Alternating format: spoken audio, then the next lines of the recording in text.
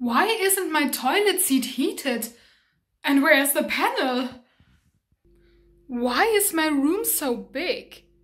And why isn't it actually a room, but an entire flat?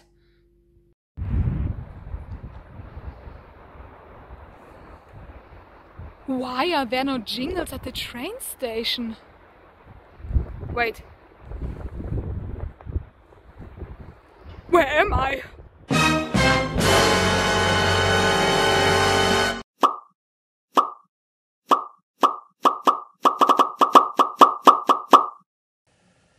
Hello everyone! I'm back from my awesome 4-week Japan trip, and today I want to show you what products I brought back home. But before I do that, there are a few things that I really like to mention and recommend doing or not doing when you go to Japan and want to go on a shopping spree.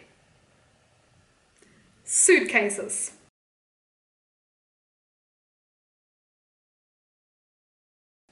I cannot recommend traveling through Japan with oversized luggage.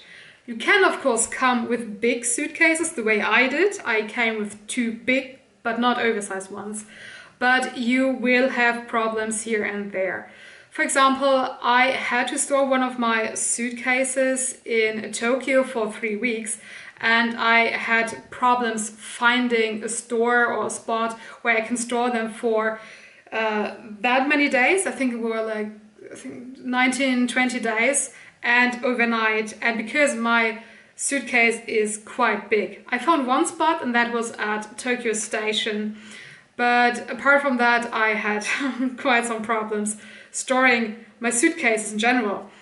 I used coin lockers a lot, and the other suitcase I have taken with me on my travels through Japan, I stored that in coin lockers at train stations, and they have different compartments, so smaller ones that are also cheaper and bigger ones for most often 700, 600, 700 yen. And my suitcase has always fit in there, but there was one compartment at one train station, and I think it was in Kyoto, Kyoto Station, yeah. And I mean, the suitcase fitted in there, but it was quite tight. And I can assure you, oversized luggage will not fit in there. Also, oversized suitcases mean that you will pack more things in there and that will get heavier, and you will have some trouble carrying that around with you through Japan. Also, in Japan they have these tiles on the ground for the visually impaired so they can find their way, which is pretty cool, and they have that a lot. However, it is quite problematic sometimes when you are having a big heavy suitcase or even 2 and you want to go over that, because it always stops you. I often found myself in a situation in which I basically just try to lift up my suitcase and put that over the, I think they were yellow tiles, and then keep on walking, and it stopped the flow. So when I was on the flow and pushed or basically pulled my suitcase, I had to stop the flow, pick that up and lift that up, and just terrible. I met someone on my travels and she said the same, that they are just horrible for people who are carrying big and heavy suitcases with them. Also, I cannot recommend going to Japan with a suitcase that is not sturdy enough. If you know that your suitcase or whatever you are taking with you is not sturdy enough, is basically already falling apart, don't even consider taking that with you on the trip. Take one that has 4 wheels, take one that is sturdy and that can basically endure a lot. I wouldn't recommend coming with a suitcase that only has 2 wheels. I can highly recommend taking one that has 4 wheels and that you can also push or pull. I can also not recommend carrying a lot of stuff with you in your hands or on your back. Those will get very heavy and uncomfortable. Rather have something that you can push or pull, so something that has wheels. Buying things right away. If you find something that you really like, buy it right away.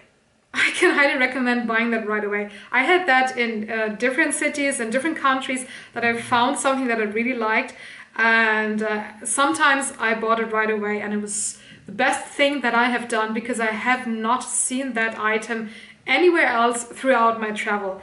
And this is the same here in Japan during my trip.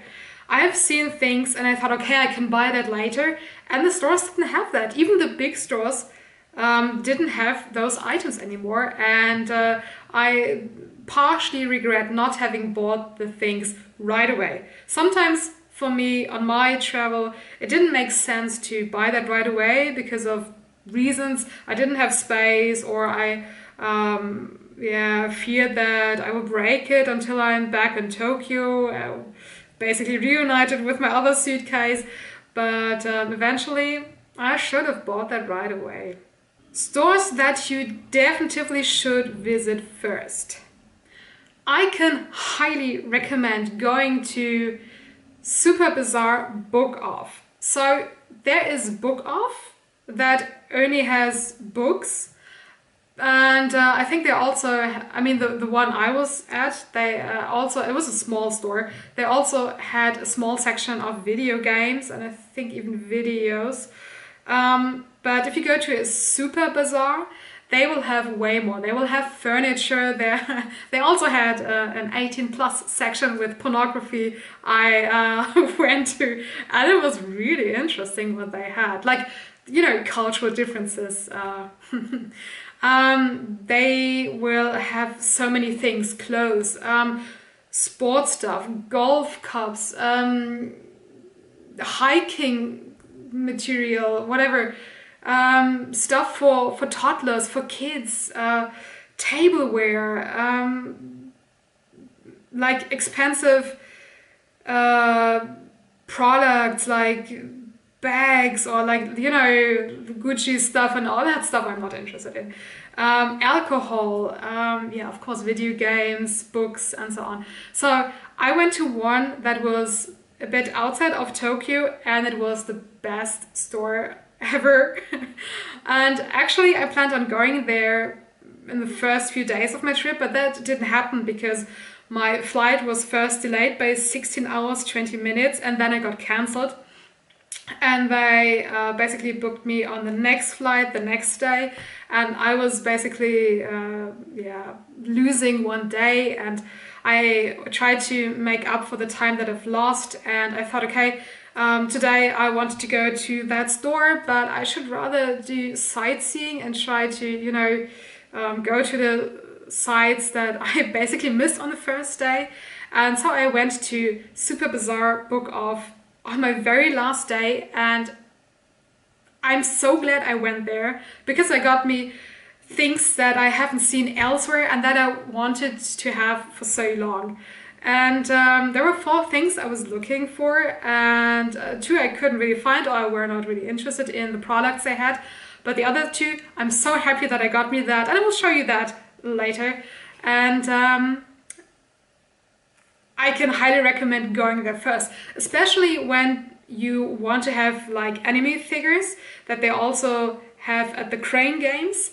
And instead of wasting your money on the Crane Games, go to Super Bazaar stores and have a look at what they are having, because they have not only the things that they have the Crane Games currently, but also what there has been on the Crane Games in the past, and the products are even sealed, so they are in perfect condition. Also, these secondhand stores have items and products that are in absolutely perfect mint condition. So those secondhand stores are different from what I'm used to in my country, and I can highly recommend going there first and then to other stores.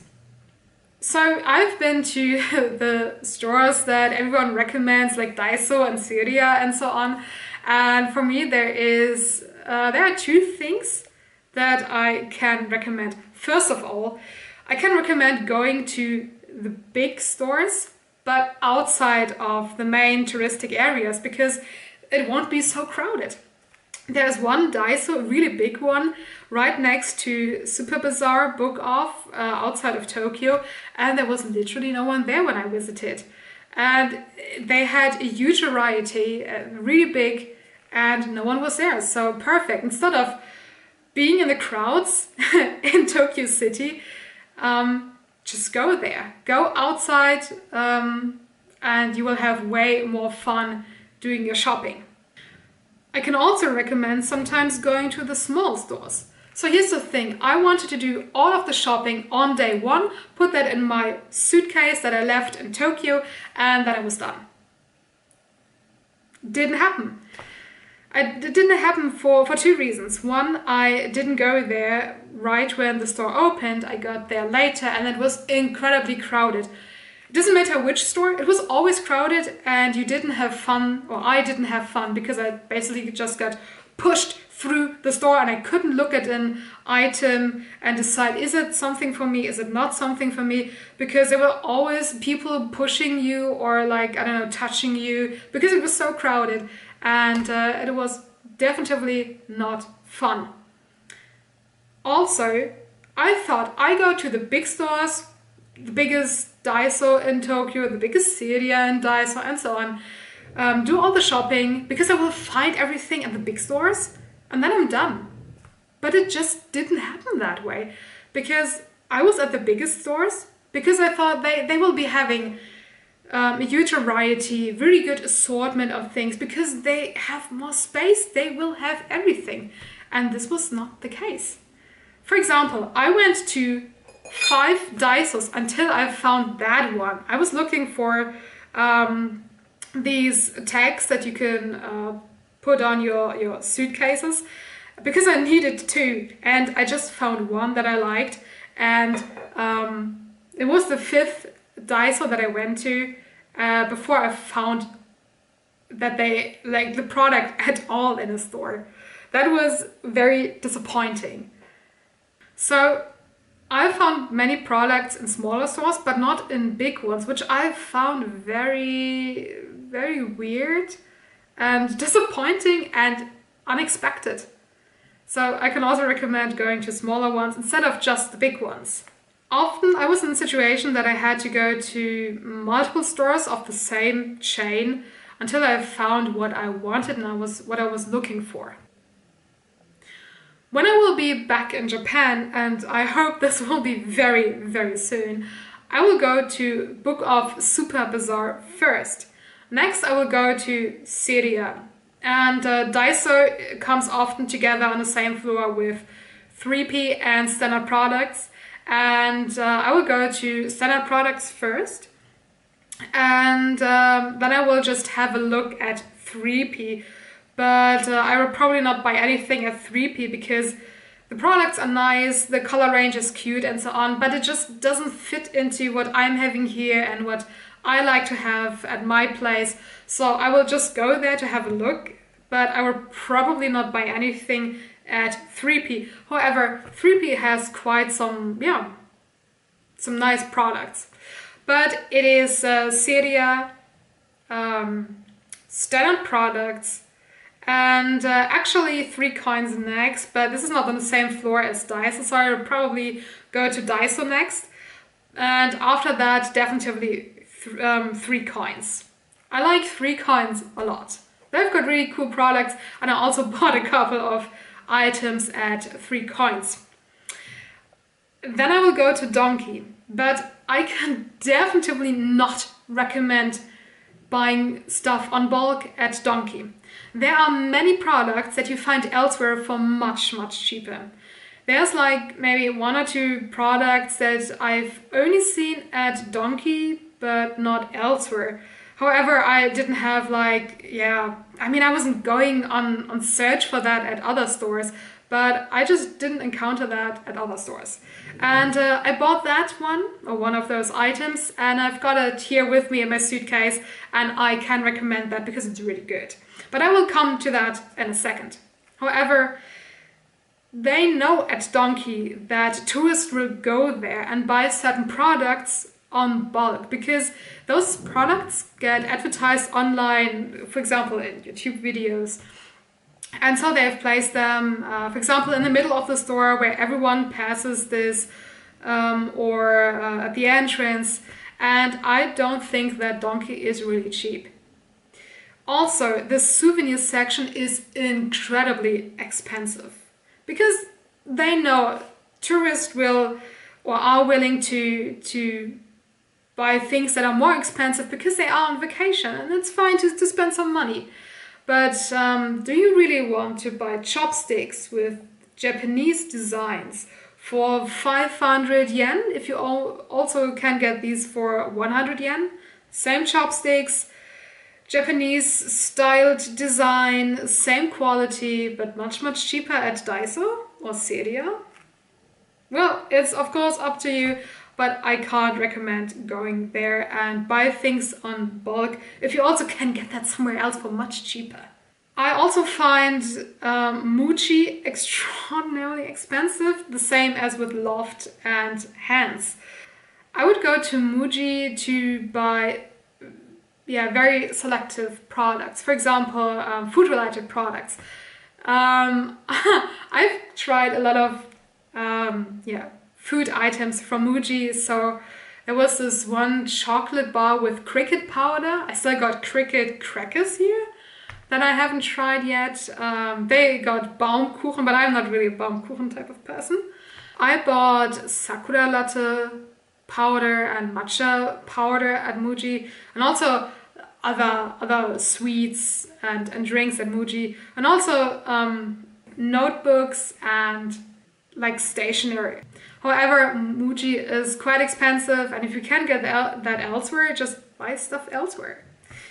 The same as with Loft. Loft has a huge variety of stationery, but you can also spend way too much money there. So be careful. I've been to one Hands, so they were formerly called Tokyo Hands, and that was in Kyoto, and I bought one thing that I later wanted to return, but I wasn't in Tokyo anymore.